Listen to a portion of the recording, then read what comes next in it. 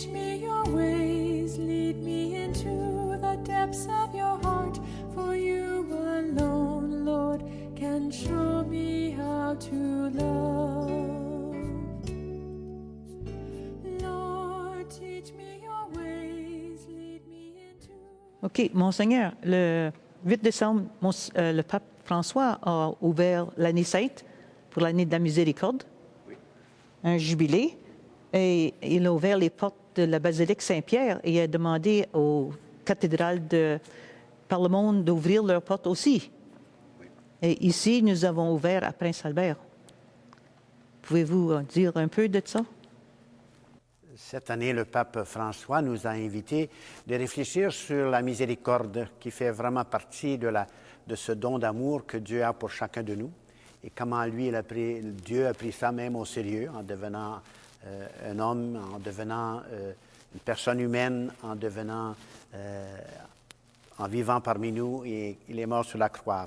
Alors, cette idée de porte que nous avons ouvert à Saint-Pierre et que nous avons ouvert ici est un symbole, un signe que nous faisons de temps à autre, à tous les 25 ans, à vrai dire. Cette année, ça fait 15 ans.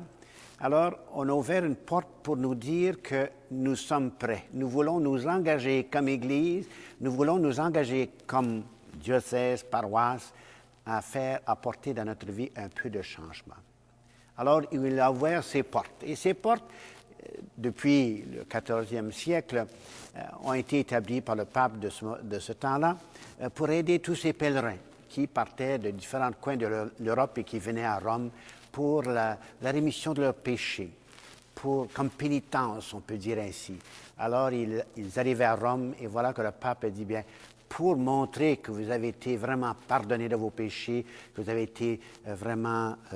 vous pouvez même oublier vos péchés, si vous voulez dire ainsi, que nous avons une porte spéciale pour vous. Et on faisait ça tous les 100 ans, maintenant tous les 25 ans. Pendant chaque génération, nous avons cette occasion de revivre ce désir de la conversion dont nous en parlons très souvent dans nos prédications et dans notre catéchèse.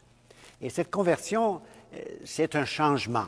C'est vouloir dire que je veux changer quelque chose dans ma vie. Mais premièrement, la porte, c'est Jésus.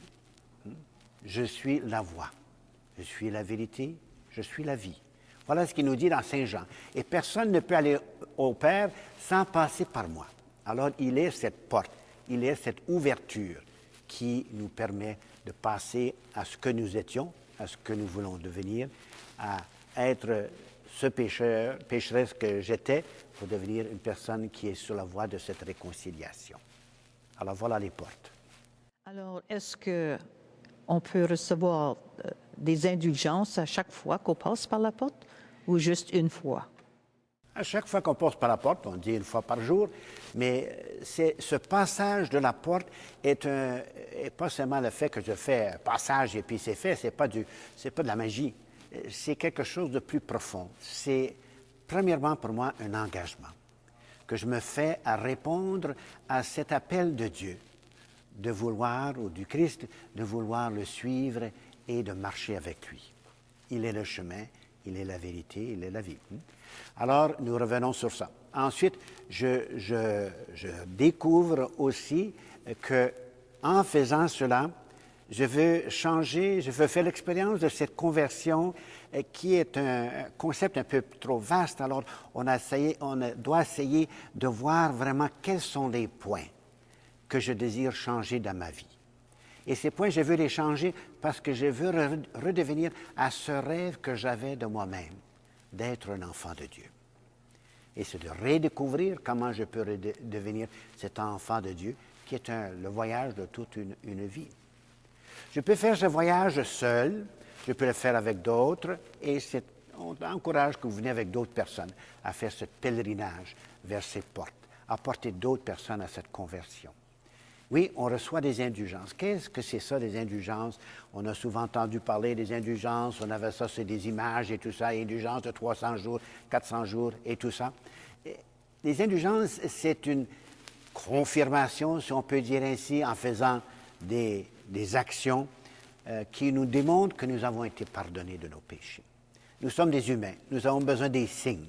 Nous avons besoin de quelque chose pour nous rassurer que nous avons été pardonnés par Dieu. Alors, on fait ce pèlerinage et on traverse la porte avec cette idée que je marche avec Jésus à travers cette porte vers cette vie nouvelle dans laquelle je veux m'engager. Oui. Alors, je m'engage dans cette vie nouvelle en parlant de l'amour de Dieu, puis la miséricorde aux autres, et en étant plus consciente de leurs douleurs, puis de leurs besoins. C'est ça. Pour moi, la miséricorde, c'est vraiment entrer c'est presque très proche de la compassion, c'est de vouloir entrer dans cette vie de Dieu qui est en nous. Et que le plus grand geste que Dieu peut nous faire, c'est la miséricorde. C'est la première geste qu'il fait presque à la création, après qu'on avait commis le péché. Je vais vous envoyer un sauveur. Il nous rassure déjà par sa miséricorde qu'il veut vraiment nous avoir avec lui. Alors oui, on fait ce cheminement. Et ce cheminement, qu'est-ce que je peux changer dans ma vie? On peut se demander, bien, qu'est-ce que je peux changer dans ma vie? Et puisqu'on dit qu'il faut trouver des points forts ou des points particulier dont je veux travailler dessus, si on peut dire ainsi, pour mieux changer ma vie.